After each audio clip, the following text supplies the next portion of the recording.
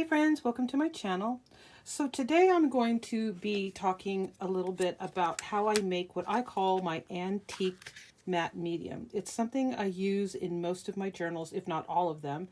And I wanted to share it with you because to me it's an easy way of antiquing large pieces, small pieces, in areas that you might not want to do a complete wash on, or just take the white out of the backgrounds. That's how I'm going to show you how I do that here. And then I make my own kind of antiqued tape. I use it on the backgrounds on my journals. I'll put gesso, and then I'll strategically or messily, however you want to put it, put some antiquing on there. And what I love about this is that it's not water soluble, meaning that once you put it on there, it's not going to spread, it's not going to move around, it's going to stay right where it was. And so what I'm going to do is show you how I put that together and have it on hand at all times. So what I start out with is matte medium. I prefer Liquitex because I love it's smooth. I like what they call the viscosity of it. It doesn't tear up. If I'm going to be using it on tissue or napkins, it's nice and smooth. It doesn't tear it up. And so I just have, this is about, I think this is a 1/2 cup container. Yeah, 1/2 cup.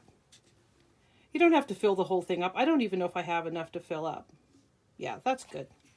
I need more of that, clearly. And then what I do is I'll put artist pigment. This is just FolkArt, which is an inexpensive craft brand, but it works for me.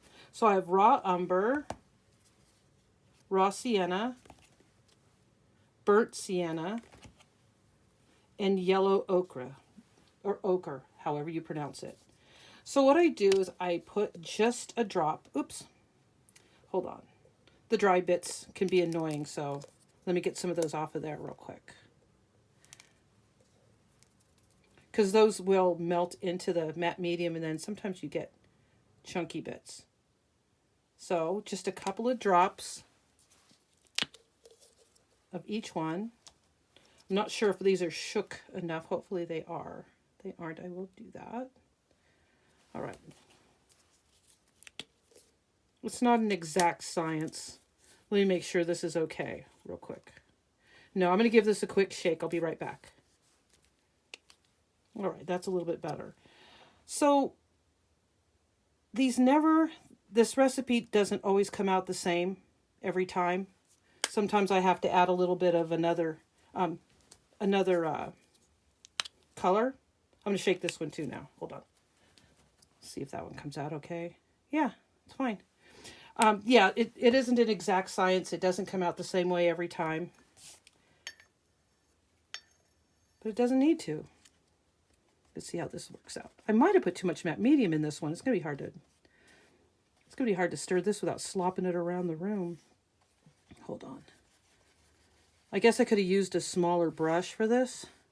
But what I like to try to get it from the bottom, down off the bottom there, because sometimes it's kind of heavy and it will go down to the bottom. Excuse the shaking.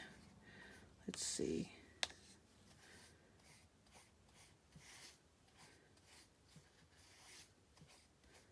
All right, so like I said, I think I put too much matte medium in there.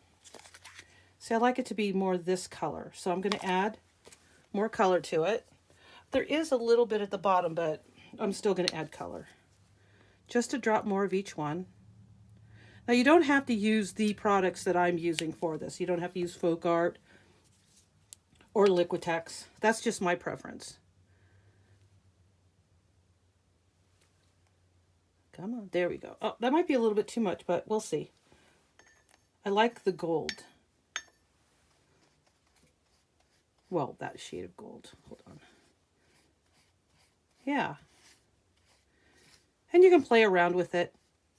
But like I said at the beginning, this is really just kind of a wonderful thing to have on hand, to antique up pieces, pages.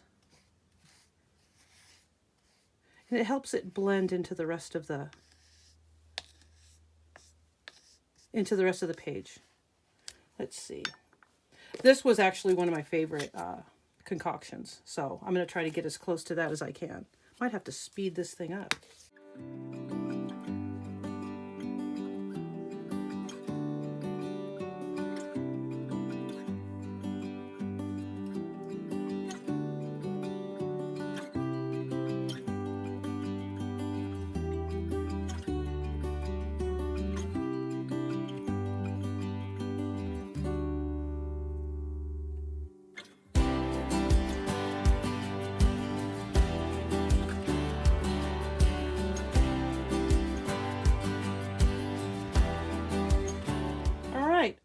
This one's a little bit more gold than that one, but you know what? I'm going to see if I like a little bit more rust in it.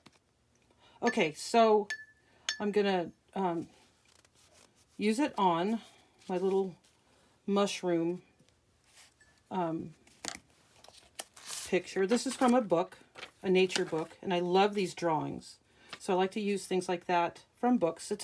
Books are an inexpensive way to get fun ephemera for your art journals. So I want to show you, this is a vintage piece of paper, and as you can see how white that background really shows up if you were to use this in one of your journals and you had a lot of this kind of muted in the background, how bright that looks. So let me show you how this works for it.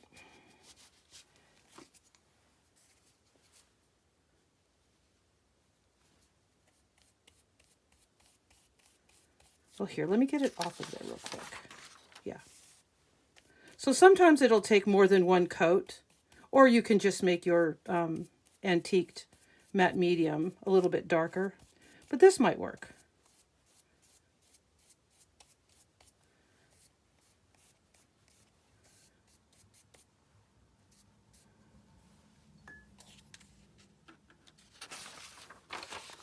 See how it kind of melts it into the background a little bit better. So yeah, that's why I always like to have this on hand. So let me show you a couple of other ways that I use it. This is just my masking tape with a little bit of gesso, a little bit of the antiquing on it, and then I have something kind of fun and different to use in my journals. I'm going to do a project in another video on how I make this, and then I'm going to decorate it up. I came up with a fun idea for that. And again, in one of my journals with just white gesso, and then I kind of go over it. It's nice to have this colorful background, which I really like, but to have something kind of mute it a little bit and kind of blend it, I really, really like that. So that's it for my video on my antiquing matte medium. I'm going to start a playlist where I have a lot of my kind of little things, that my little go-tos that I use as backgrounds, or you know, just basic things that I use in my art journals in a playlist. And so I hope you'll check that out. And until next time, have a great day.